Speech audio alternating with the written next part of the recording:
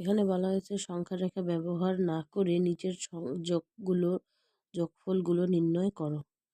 সংখ্যা রেখা ব্যবহার না করে নিচের যোগফলগুলো নির্ণয় করো। এখানে আছে 11। তাহলে এখানে সবার প্রথমে আমরা মাইনাসের সাথে প্লাসের গুণ করব।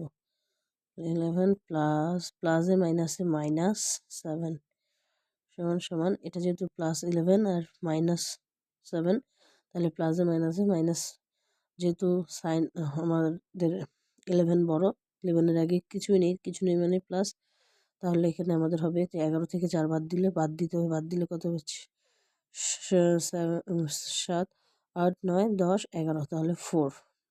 আর যেহেতু এর আগে 11 বড়, 11-এর আগে প্লাস আছে, তাই এখানে কিছুই হবে না। কিছু নেই মানে কি প্লাস।